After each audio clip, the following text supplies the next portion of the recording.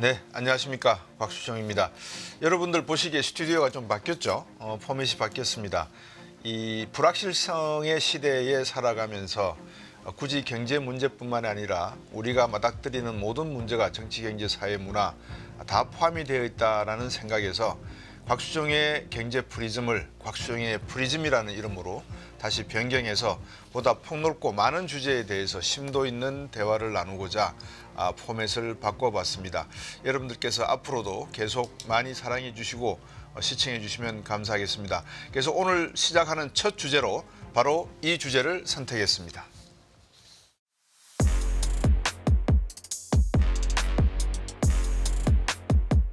네, 여러분들 어제 밤을 새우셨는지는 모르겠습니다만 저는 새벽 한 2시 반까지 이 미 의회의 본 회의장에서 열리는 그러니까 로탄다 홀이라고 하죠. 내부 공간이 상당히 넓은 곳이 있는데 그곳에서 취임식이 열렸습니다. 한 600명 정도 초청을 받아서 각각 소개되는 모습을 보면서 47대 대통령으로 아마 1888년 클리블랜드 대통령 이후에 이렇게 퐁당해서 대통령이 된 경우는 두 번째인 걸로 알고 있습니다. 47대 대통령으로 도널드 트럼프 대통령이 취임을 했습니다. 많은 국가와 많은 경제 분야에서 이 트럼프 대통령이 가져올 여러 가지 정책의 변화에 대해서 관심이 많고 특히 한미 관계에 있어서도 트럼프 대통령이 이미 당선인 시절부터 주한미군 방위비 문제라든지 여러 가지 이슈에 대해서 우리들이 이 불확실성에 대한 의혹과 또 궁금증을 많이 가지고 있었습니다. 이 향후에 트럼프 대통령이 가져갈 4년 동안에 가져갈 미국의 대외 정책 그리고 대외교 정책 이런 것들이 어떤 국제 질서의 변화를 가져올지 많이들 궁금해하시죠. 여러분들과 함께 이 문제에 대해서 오늘 말씀을 나누겠습니다. 제가 이분을 특별히 초빙을 부탁을 드렸습니다. 국내외 정치 외교 분야에 있어서 특히 대미 외교 분야에 있어서 상당한 네트워크를 가지고 계시고 미국 내부의 여러 가지 정보, 인맥을 갖고 계시는 세종연구소의 김현욱 소장님 모셨습니다. 안녕하십니까? 네, 안녕하십니까?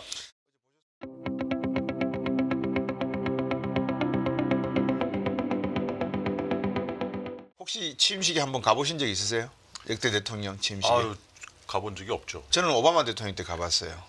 갔는데 너무 추워서 그 로펌에서 초대를 했더라고요. 그 이렇게 시가행전하는 잘 보이는 곳에서 초대를 받아서 갔는데 경호가 어마무시하더라고요. 지붕에 그 뭐라 그럴까요? 스나이퍼들이 다 배치가 되고 그 퍼레이드 하는 장면을 보면서 날씨가 추운데도 불구하고 많은 미국인들이 2008년도 아시겠죠? 서프라임 사태가 나고 2009년도 이제 취임할 때 오바마 대통령에 대한 기대가 상당히 컸거든요.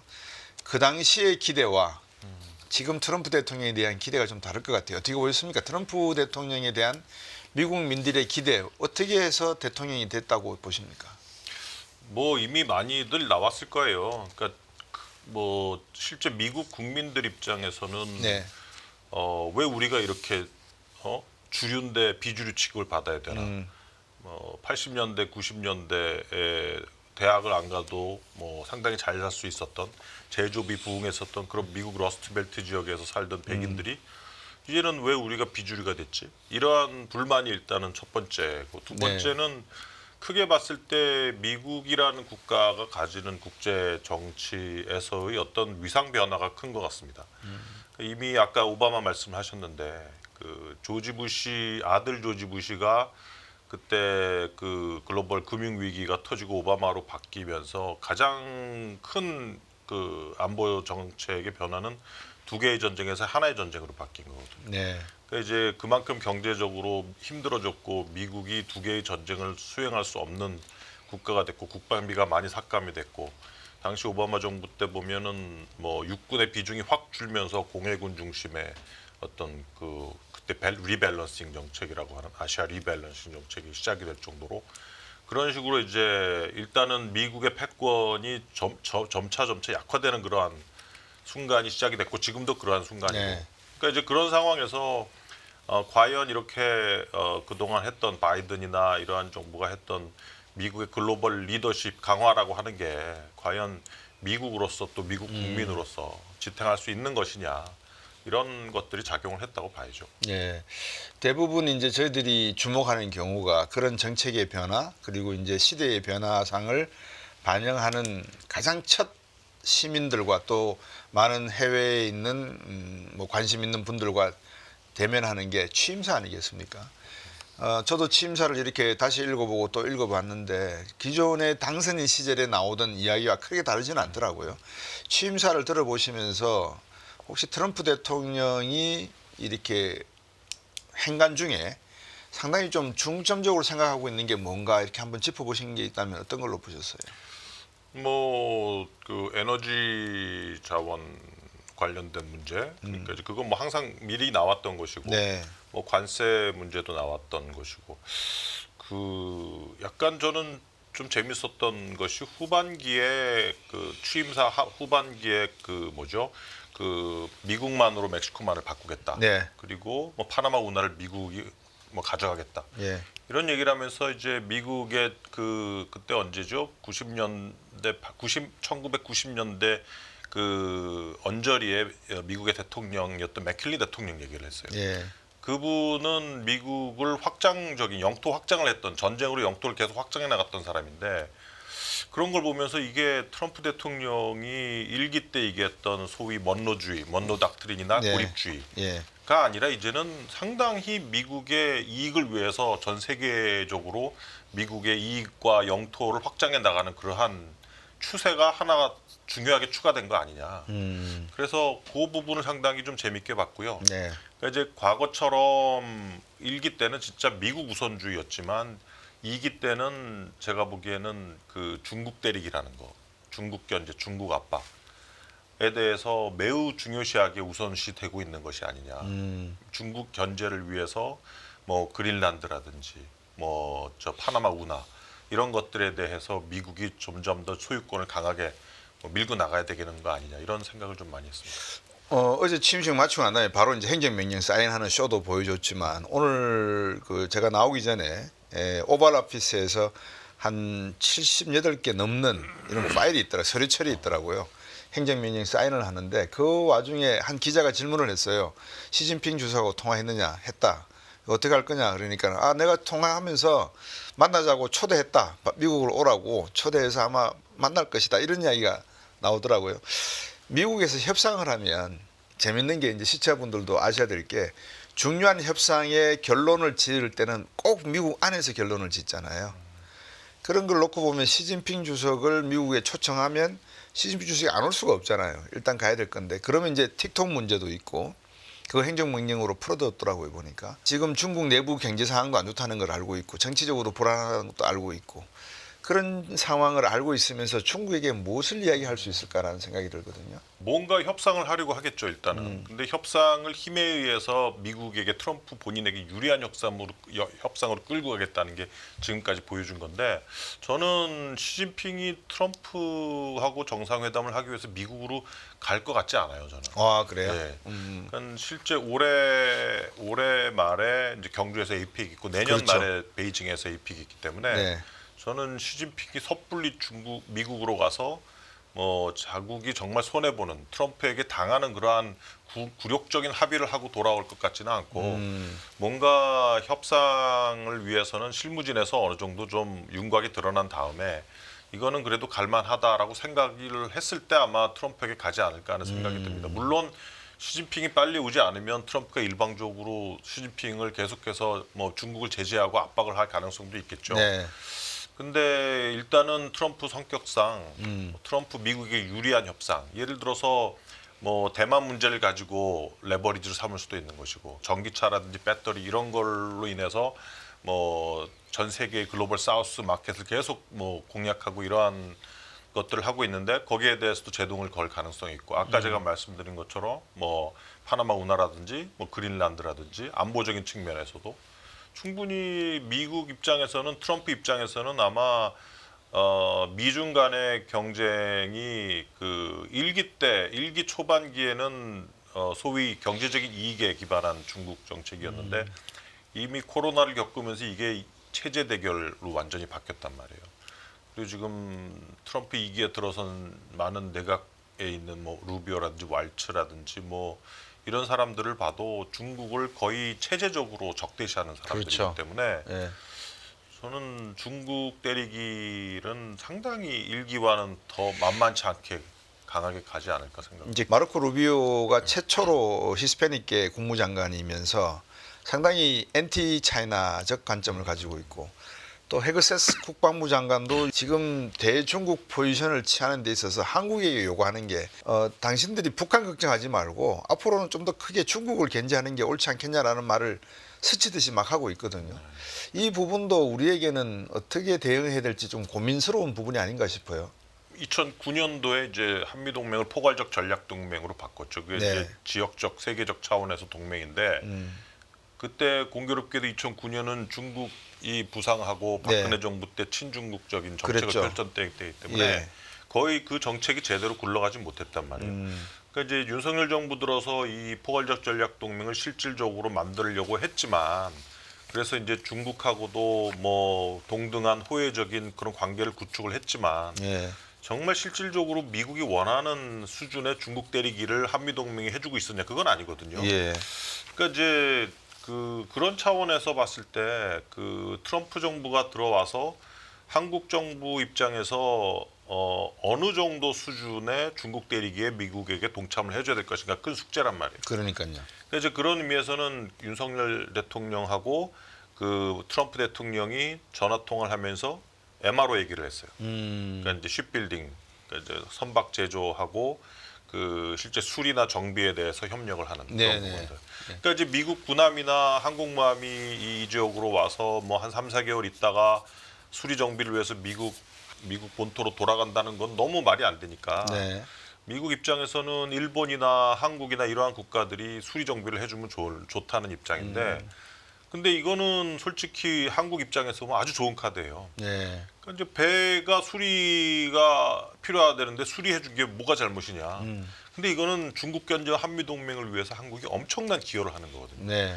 그러니까 그런 정도로 우리가 미국이 원하는 그러한 니즈를 맞춰가면서 뭐 대중국 견제에 동참을 하는 그런 수준을 좀 네. 맞춰주면 되지 않을까 싶어요.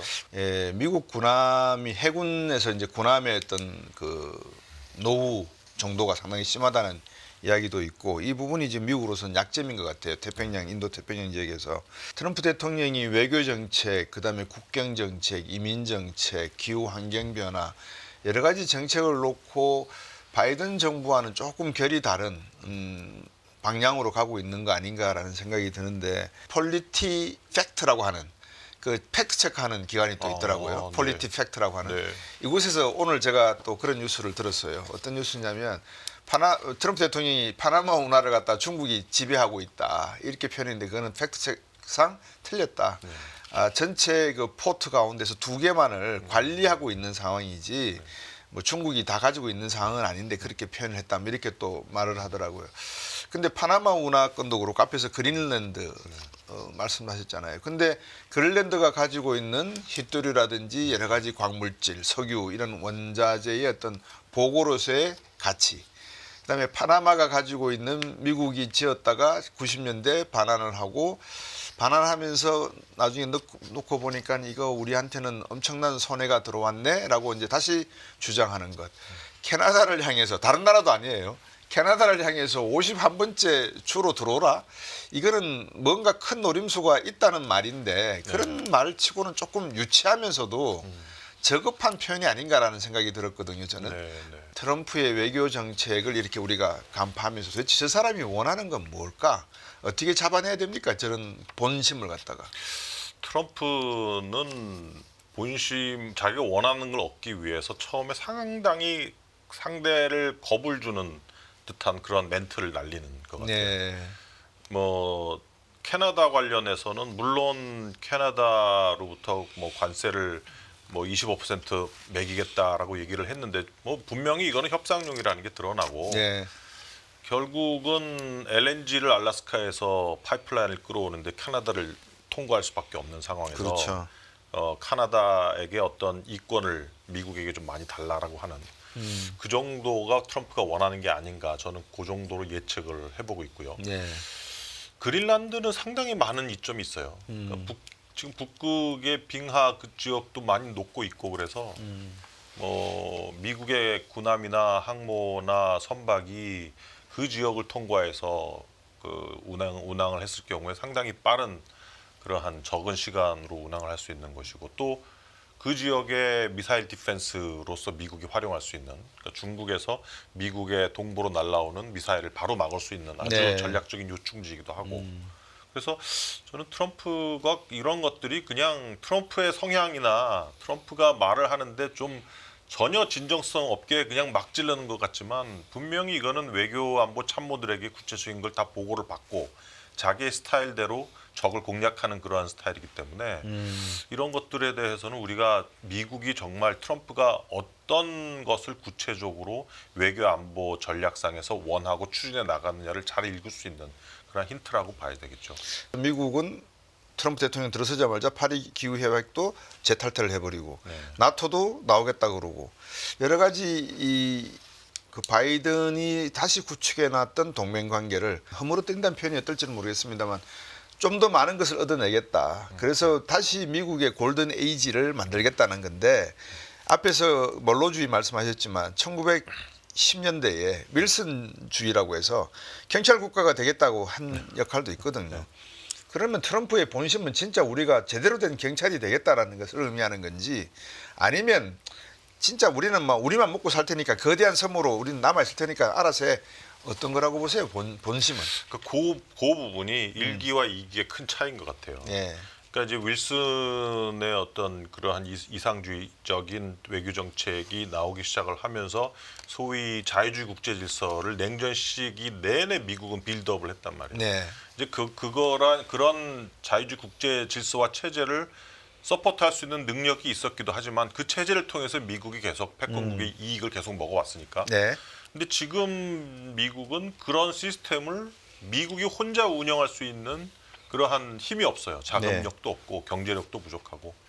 그러니까 이제 1기의 트럼프는 이제 뭐 미국이 뭐 전 세계 경찰 역할을 할 수도 없고 유엔의 막대한 뭐 그 재정 부담을 할 수도 없고. 예. 그러니까 이제 지금 미국이 더 중요하지 그런 국제적인 시스템을 살펴볼 그러한 시기가 아니다라는 게 미국의 어떤 트럼프의 1기의 정책이었는데 네. 지금은 이렇게 보니까 트럼프가 국제 정세가 그새 너무 위중해졌거든요. 뭐 중동, 뭐 우크라이나 전쟁, 또 북한 뭐 이미 핵보유국 네. 됐죠. 예. 또 저 대만 해협에서 뭐 2027년도에 전쟁 가능성이 크다고 하죠. 네. 그러니까 트럼프 입장에서는 1기 때처럼 모든 동맹을 다 무시하고 뭐 그쪽 그 호스트 네이션이 돈을 안 준다 다 뺄 수 있는 상황이 아니에요 국제 정세가. 네. 그러니까 지금 트럼프는 이러한 그 글로벌 동맹 체제나 그러니까 미국 입장에서 필요한 글로벌 시스템은 계속 유지하고 구축을 하되 거기에 대한 돈은 니네가 내라. 네. 그러니까 1기는 재수 없으면 허물겠다 그랬는데 허물지는 않겠다는 거예요. 그러니까 지금 나토도 그 나토의 회원국들이 돈을 내도록 계속 유도를 할 거고. 근데 파리 협약 같은 경우에는 지금 트럼프가 친환경 에너지나 EV라든지 뭐 배터리 이런 거 다 없애고 다시 탄소 에너지로 가겠다니까. 그렇죠. 자기 자국의 정책하고 완전히 반대되는 그런 협의니까 그런 거는 완전히 이제 없앨 수 있는 게 트럼프죠. 경제하는 사람 관점에서 보면 세계의 경제 트렌드라는 게 존재하거든요. 네. 전기 자동차로 가고 기후 환경 보호로 가고 뭐 이런 식의 하여튼 과학 기술의 AI가 도입이 되기 시작하고 양자 컴퓨팅 이야기가 나오기 시작하고 이런 하나의 트렌드라고 하는 게 있는데 시청자 여러분 트럼프의 자산이 얼마 정도 되는지 혹시 아세요? 아십니까? 한 70억 달러 정도 되는데 이번에 그 10배 이상을 벌었어요. 뭐로 벌은 줄 아세요? 비트코인. 밈으로 벌었습니다. 그러니까 이 사람이 지금 죄송합니다. 이 사람이라고 제가 그래서 이 미국의 위대한 대통령께서 생각하시는 게 경제의 이슈를 가지고 문제를 풀어내려고 하는 게 아니라 또 선거 기간 때 해리스가 이야기했던 게 중산층의 복원이었거든요. 그러니까 트럼프도 나도 중산층이야라고 했는데 그런 관점의 이야기는 전혀 무시되면서 가만히 놓고 보면 미국이 어떻게 지금 미국이 됐냐. 이민정책에 의해서 미국이 됐지 않습니까? 근데 이민정책도 크게 바뀌겠다는 거거든요. 방금 말씀드렸지만 동맹의 어떤 지분, 역할 이 분야를 가지고 있었기 때문에 미국 달러화가 기축통화가 되고 세계 교역과 해상의 경찰이 됨으로 해서 유지가 됐던 건데 저 트럼프 대통령의 본심이라는 게 정말 미국을 다시 위대하게 하려고 하는 그것을 말로 제대로 표현하지 못하고 협박식으로 막 던지는 게 저 사람이 비즈니스를 해서 저런 거지 정치적인 프로토콜이나 외교적 프로토콜을 몰라서 저런 건 아닌가 하는 생각이 언뜻 들어서 어떻게 보셨는가 좀 궁금해서요. 그러니까 말씀하신 것처럼 뭐 학자들 사이에서도 트럼프의 외교 정책의 방향성에 대해서는 캐테고라이즈 하기가 상당히 어려워요. 그러니까 이제 과거에 미국의 대전략이나 외교 정책의 방향성을 상당히 좀 항목화하면서 이제 연구를 해왔던 네. 뭐 미국 외교 정책 학자들이나 이런 사람들 입장에서는 뭐 지금과 같이 트럼프가 뭐 발을 빼고 국제사회에서 미국의 개입을 축소시키고 미국의 능력이 약하기 때문에 버든을 좀 더 동맹국들에게 넘기고 이런 것들은 충분히 이해를 할 수 있는데 그러니까 이제 지금까지 계속해서 공화당 대통령이나 민주당 대통령이나 모두 다 소위 냉전 시대 때 미국의 패권력을 지지해 줬었던 그러한 그 자유주의 국제 질서 말씀하신 뭐 그 기축 통화도 들어가 있고 동맹 체제 UN 뭐 미국의 그렇죠. 뭐 UN에서의 어떤 인권에 대한 결의안 이런 것들이 다 미국이 구축한 거거든요. 지금은 이제 WTO 그렇죠. 가트 체제를 넘어서. 예. 근데 미국 트럼프 입장에서 이런 것들을 다 깨겠다? 저는 그건 아닌 것 같아요. 그러니까 그런 것을 유지하기 위해서 미국이 엄청나게 쏟아부었던 자금을 이제는 조금씩 계속 줄여나가는 게 됐다는 거겠지만 그럼에도 불구하고 미국의 패권을 위해서 계속해서 기여할 수 있는 그러한 국제 시스템의 부분들은 계속 유지를 해 나가는 약간 좀 트럼프 입장에서는 정말 실리를 챙기는 과거의 어떤 프레임이나 전통적인 외교 정책에서 탈피해서 정말 실용적인 측면에서 선택과 취합을 하는 그러한 정책이 아닌가 하는 생각이 듭니다. 선택과 취합이란 말씀을 주셨는데 이제 지구 반대편에서는 미국에서는 뭐 대서양 건너면 되죠. 다보스 포럼이 지금 열리고 있거든요. 다보스 포럼의 핵심 주제가 지정학적 불확실성이에요. 이번에 주제가 보니까. 그 지정학적 불확실성의 단초가 어디냐? 미국이라는 거죠. 그 미국의 또 핵심은 누구냐? 트럼프라는 거예요. 그럼 트럼프 2.0의 시대는 불확실성의 시대에 아마 피크 타임이 아니겠느냐. 그러면 이 앞으로 남은 4년의 임기 기간 동안에 세계의 모든 질서, 특히 경제 질서, 외교 질서, 안보 질서 가운데서 본질적인 실리를 챙기는 것은 경제적인 측면을 챙기겠는가, 안보적인 측면을 챙기겠는가 이게 좀 궁금해요. 그러니까 겉으로는 안보 이슈를 막 던지다가 사실은 경제적 이슈를 다 취하는 것이다. 말씀하셨다시피 오벌 오피스에서 미국이 세계에서 가장 석유를 수출 많이 하고 에너지 개발을 많이 하는 국가로 만들겠다. 또 내연 자동차를 더욱더 활성화시키겠다. 전기 자동차 없애버리겠다. 이런 이야기까지 했단 말이에요. 네. 그러면 아니 우리나라나 뭐 CATL이나 중국이나 이런 나라에서 배터리 산업을 하던 국가는 뭐 바보가 아니잖아요. 네. 우리도 세계 트렌드를 읽어내는데 트럼프는 그거를 모르고 한 이야기는 아닐 거란 말이죠. 그래서 저 사람의 속내가 뭔가가 제일 지금 궁금해요. 그래서 우리가 그것만 제대로 알아내면 아 이건 블라핑 카드구나. 그럼 이 사람이 이렇게 과음 지를 때는 사실은 이거를 원하는 거고 좀 여유를 가질 수 있을 것 같거든요. 그런 부분을 좀 읽어내신 부분이 있으신지. 물론 이제 지금 미국 입장에서는 그 어렵사리 오바마 때 했던 셰일 가스를 예. 바이든 때 이제 친환경 에너지 산업을 지원한다고 해서 다 막아놨다가 이거를 이제 트럼프는 다시 복원시키겠다는 건데 네.